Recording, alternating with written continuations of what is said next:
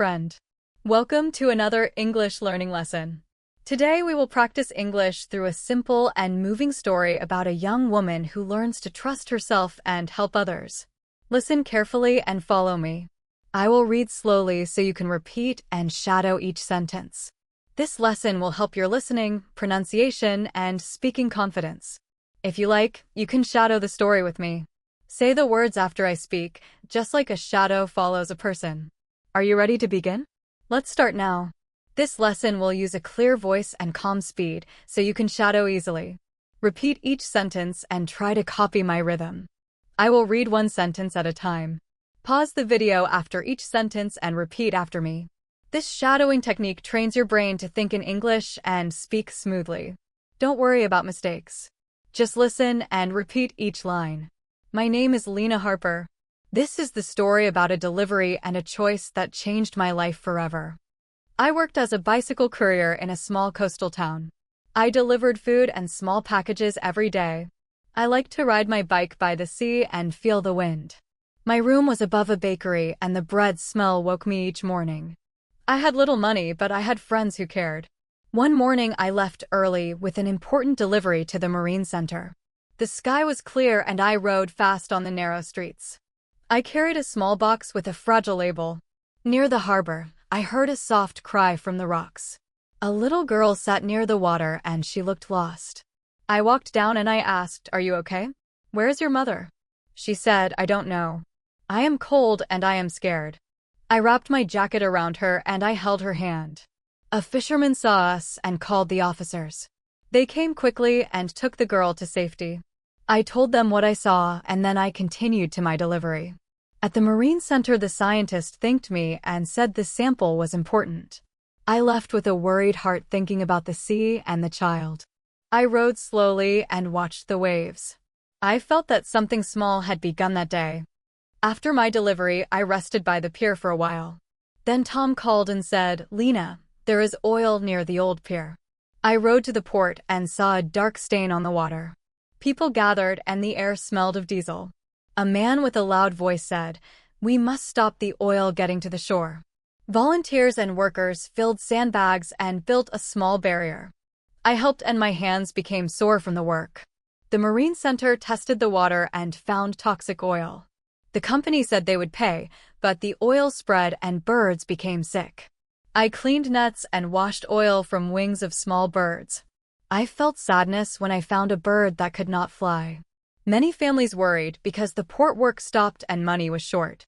The community met in the old hall and discussed what to do. People wanted immediate action and a strong voice to speak for the sea. I was quiet at first, but the images of the little girl and the birds stayed in my head. Tom said, "We need volunteers to take samples and record the damage." I said, "I will go." The strike at the port lasted several days and the families worried about money. People stood with signs and they asked the company to act faster. Some volunteers organized food drives for the workers and their children. The mayor visited the pier and promised to talk with the company leaders. But many people said, "Words are not enough. We need action." At nights, I felt the worry of the town like a heavy rain. I wanted to do more than work at the pier. I wanted to help my neighbors feel safe and hopeful. I did not know then how much work and how many small choices would follow. I joined a small team of volunteers and scientists to collect water samples. We labeled bottles, measured the water, and took photos of the oil and birds. At first my hands shook when I held the scientific tools, but I learned quickly. The scientists said, "If we present this data, the city cannot ignore the damage." We made a report and walked to the city hall with our papers. A lawyer who worked with fishers asked us to file a complaint.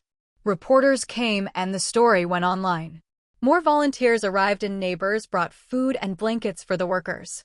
The community found new strength. The company promised to pay for cleanup, but some people said, "We will watch them." The lawyer helped us make a legal agreement and the first cleaning boats arrived. Over weeks, the river slowly cleared and birds returned. I worked long hours sorting nets and training new volunteers. A retired engineer taught me to read tide charts and a young biologist named Anna taught me about species. We started classes for children and clean days by the shore. During a rainy week, the Marine Center asked if someone from the town could lead a new community program. The leader said, "We need a local person to run trainings and watch the pier." I felt afraid and I said, "Why me? I am not a leader." She said, "You have worked every day and you know this place." I remembered the little girl on the rocks and the dead bird on the sand. I accepted the role and we opened a small center by the port. We taught people to test water and to protect birds and fish. Volunteers painted signs and school children planted native grasses to stop trash from reaching the sea. As the program grew, other towns called for help and the Marine Center funded more training. We developed simple training guides and we taught new volunteers by the docks. Schools sent classes and the children learned to test water and count birds. A local festival in summer celebrated the clean day and we invited families to join. We made a small book with photos and steps to protect the shore and distributed it to each home. Other towns asked for our guides and we shared our plan online. A foundation gave us a small grant to buy tools and create a youth group for the sea. We formed a partnership with the Marine Center and a nearby university. Anna and I led research projects and shared results with the public. Sometimes I spoke on a small stage at a festival and my voice trembled, but people listened.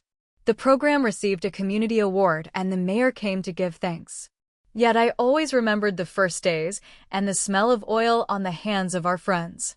We formed a plan to watch the old pier and to report any danger quickly. Journalists told the story of a town that fought for its sea and other towns called for help. I traveled to teach and I met Anna many times. She became my friend. Tom smiled more at work and he said, "You changed my mind about this town." One year after the spill, the board asked me to speak at a city meeting. I walked to the podium and I saw many faces in the room. My hands felt steady and my voice was clear.